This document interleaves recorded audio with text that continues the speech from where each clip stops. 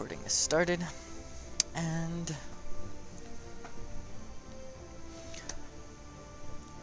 hello everybody, my name is SirPaco, and welcome to my YouTube channel. Normally I would be streaming this on Twitch, but in order to get it up to YouTube and have my guild members watch this video as quickly as possible, I'm directly recording it and going to be uploading it here in just a bit. This video is going to be catered directly towards Immortal Army, because I am assigning roles to my members, that way they focus on something to help the guild progress quicker. Right now we are still early game, and there is a lot of growing to do. We have our first 3 Castle 25s now, but again, there's a lot of growing to do between everyone in the entire guild, from our weakest member to the strongest member.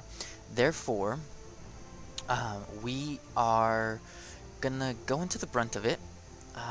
I am assigning 3 different roles. Right now those roles are War Leader, Troop Trainer, and Gatherer. Those are the essentials to a fighting guild, which we are working our way towards. Right now we've been playing super defensively, trying to get all of the free-to-play players a mindset to be able to protect themselves under war. We're not a pay-to-win server. We're not a pay-to-win guild. Therefore, our progress is going to be much slower than a guild that has many people spending money. So I wanted to teach the guild defensive techniques first before we go into the offensive. Now that we are growing and getting bigger, we are definitely trying to become a more offensive guild. With that said, let's get into it. We're going to start off with the War Leader role. For the players that are going into the War Leader role, this early in the game, I'm only allowing people that are spending money to assume the War Leader role, and that's because it costs money to become a War Leader this early on if you want to be ahead of the game. Zion, Nove, and Honey fit those roles. They will be assuming those roles, and that is because they're spending money. They've got their castle levels up, they've got their battle halls already next to max, they've got their research up, meaning they are going to lose the least amount of troops when attacking a player or a dark nest. They're going to have a bigger advantage over anyone else in the guild due to that research and the size of their battle hall. They can take on tougher opponents. The role of a war leader is going to be to have other people's troops at your disposal. And you know, while yes, you can use them at your disposal, you're also going to be in charge of other people's troops. It's a responsibility that weighs a heavy burden. Hopefully not too heavy, because this is just a game, but it does weigh the heavy burden of, if you attack a player and lose, if you're not set up properly, whether that be with gear, with research, or asking for the right troop count, sending the right heroes, you're going to lose a bunch of players' troops, and that costs time. For some people that costs money, and it's a responsibility and a burden to weigh in and to be a war leader. Right now the ones that I've assigned, I trust. They are people that I definitely feel have the ability to make it happen. That's really all I have to say about War Leader. It's someone that's going to be hyperactive, super on top of their game, spending money, and want to lead the guild to victories against Dark Nests and players.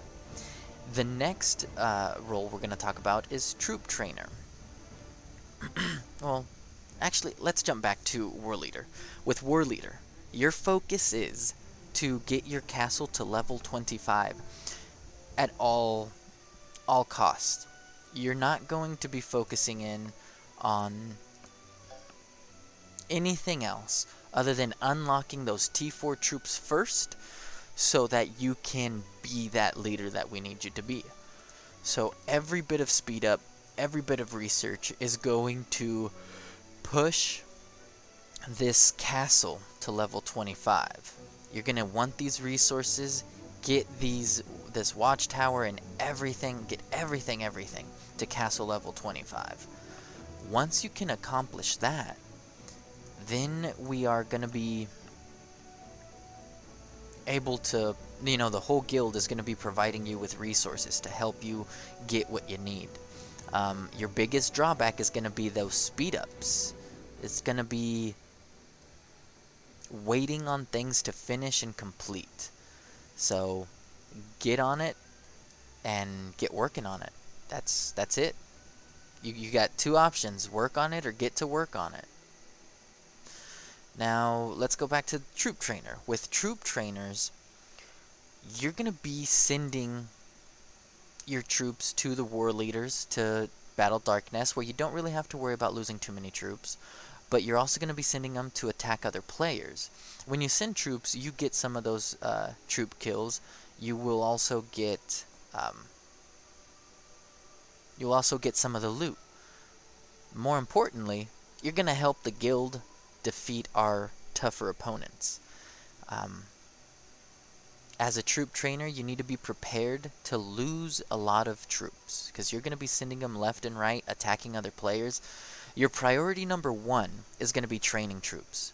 Priority number 2 is going to be sending your troops out to battle, whether it be Darknest or other players, whether it's in a rally or on your own. You're going to have the arsenal to take other people on. The kingdom setup is going to be the one barracks. Every role will only have one barracks, because that's really all you need. You don't need to have a 2 or 3 day queue going. That will only be beneficial to extremely casual players. And if you're extremely casual, you don't belong in my guild, because we're not a meant for extremely casual players guild. My requirements for what you need to do and what you're going to need to produce is going to keep going up as the game progresses. The more casual you are, the less likely you are to hit those requirements, and then I'm just going to kick you, so might as well leave now.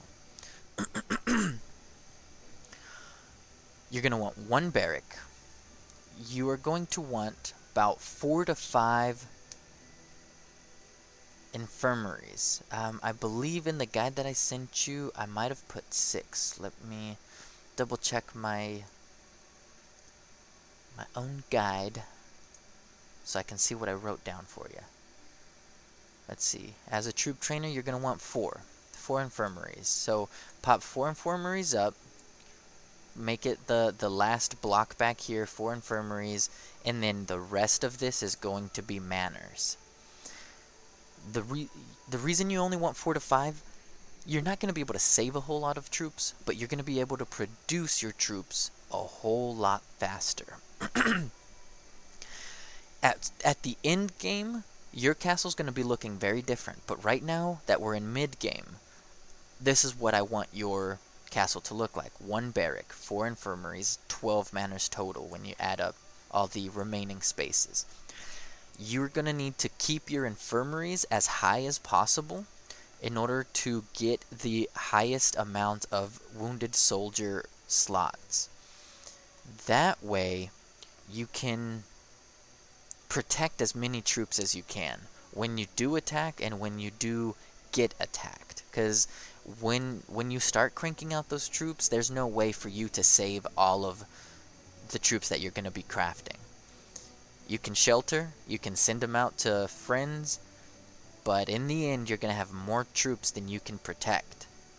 They're going to die unless you have the wounded soldiers slots available. So keep that as high as possible. Once you have your infirmaries maxed out, then you're going to want your manors maxed out. Max them out before you do your barracks. The faster you can produce troops, the better. And then you want to worry about how big of a queue can you make. when you do create your manners, you're going to have 11 maxed out, but keep one of your manners at a low enough level that you can erase and bring back. I'm doing this with my infirmary because I'm building this account to be a war leader. So with as a troop trainer, keep one manner at level 6 or 7, whatever the highest level that you can speed up. Keep that as low as you can. That way when you go to demolish it, it's not going to affect you very highly. And then if you need a big queue, let's say we have a hell event that needs a troop training and you want to do, you have a 24-hour speed up, but you can't use it yet. That's when you're going to demolish the manor, speed up a barrack to level 6, 7, whatever to increase your queue size, and then pop that speed up. Then once you're done doing whatever event it is, you're going to demolish that barrack and put a manor back up so you can get the speed up, the speed increase in troop training. Aside from that, once you get those barracks, the manors, the infirmaries up to par, then you're going to focus your academy and your familiars. Familiars are going to be a troop trainer's best friend because you get a lot of troop training speed from it. There are a few that will grant you troops, and it's an active ability when you click into your familiars over here on the side. As you unlock skills on your familiars, they're going to pop up here. One of the actives is to just immediately give you a few thousand troops of either, there's one familiar that will grant you X amount of T1 troops. There's another familiar that's going to grant you X amount of the highest troops you have available to you. So you want to unlock that familiar as quickly as possible. If you follow the guide, it told you which familiars to focus on. So you're going to want to do that. If you have any questions about troop trainers, please message me in game. The final role that I wanted to talk about is the gatherer role. The gatherer role is super crucial because you're going to be what feeds our players in our guild bank. As a gatherer, your gear is going to be focused on everything resource gathering and army capacity, as well as familiar training. As a gatherer, since you're not focusing on training troops as quickly as a troop trainer, you're not focusing on raising your attack as quickly as a war leader. Your research is going to allow you to push familiars very, very quickly, which might keep you on par with the troop trainers and the war leaders. It's going to allow your research to go all over the place. I sent you which trees to focus on in the little guides, but it's going to allow you to unlock the higher leveled familiars much quicker than the other players, and that might give you an advantage in some areas. As a resource gatherer, you're going to be gathering millions of resources per hour. And that's going to allow you to give those resources to our war leaders so that they can keep pushing that castle level, the buildings. It's going to give it to the troop trainers so they can keep those queues full and keep the troops cranking out. You yourself as a gatherer will also be training troops at all times. You will never not have troops training. Any of the roles, everyone is going to be training troops. The difference in role just prioritizes what your specialty is going to be, what your forte is. So, again, for a gatherer, your most important asset is going to be troops to gather. Therefore, as a gatherer, I sent you a layout that's going to have 6 infirmaries, 1 barrack, and then the rest manors. You're not so inclined to train troops faster as you are to keep them alive if you get attacked. That way you can just pop the heal and then get them back on the field. As a gatherer, you're going to focus on training T1 troops. That way, if you do get attacked, you can instantly revive them and get back to gathering. You do want a great set of T3 troops once they have unlocked, but it's not crucial. You're not gonna be that rally filler. You're gonna want an X amount of T3 troops, whether that is 10,000 of each T3 troop. That way you can at least send some to our Dark Nest rallies and be useful that way. But then the rest of your troops are going to be T1 to start off with. Once you've maxed out the amount of armies that you can send out with T1 troops, then you can go back and start training only T3, so you can become a more powerful gatherer. Let's see. By the way, I'm doing this video in one take. There's going to be no editing because I hate editing, and that's the reason why I don't do more YouTube videos and I stream on Twitch more often. Editing videos is the bane of my existence. So, okay, so we talked about that setup. As far as resources go, after you get these set up, then you're going to want to max out your resources. You don't have to be a hyper of any sort, but it is recommended. I'm not going to tell you only go this, only do that. Definitely only have one farm so that you can max out your city. But other than that, what you build and what you craft is completely up to you. You can main one resource, or you can keep it evened out so you're always constantly producing X amount of resource. Either way is fine. There's no one way or the other. All those resources you have, the familiars I told you to focus on, is going to help you. You're going to focus on getting a familiar that instantly refreshes cargo ships so that you can always be spending those resources on cargo ships. And then send your extras to the people in need. Once you've done your resources, then you're going to push the familiar buildings. These familiar buildings are going to be amazing for you. Again, as a troop trainer, or as a gatherer, you're going to rush your castle to level 17 and then completely stop. Once you hit 17, every other building is going to be 17. Then you're going to push your resource buildings to 17. Then you're going to come back and push your familiar buildings to 17. Then, and only then, once you've caught everything up to 17, or if you're already higher, stop where you're at, catch all your buildings up, and then level up your castle to 18, then do the rest of your buildings 18, castle 19, and etc. So on and so forth. That's going to be your growth pattern.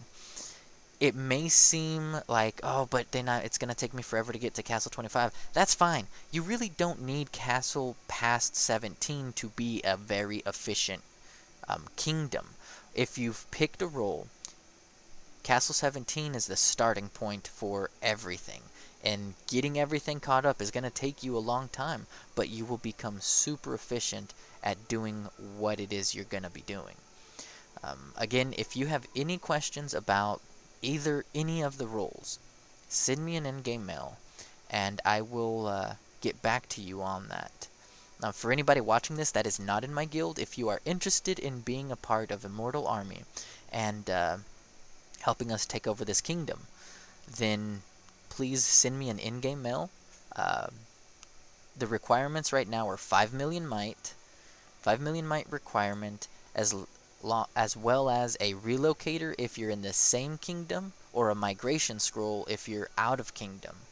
Another thing to note is that my kingdom is still locked right now, so when it opens up, you've got to be ready to migrate. 5 million might, castle 17, speak English, and relocator ready. You can talk to myself or to RS if you are interested, if I'm not online. But chances are I'll be online. I'm always online. I'm never not online. Thank you for tuning in, guys. Keep an eye out. Subscribe to my channel so that you can know when my next video is going to be, because it might be a very long time from now. Alright. Thank you. I will see you all later. Peaches.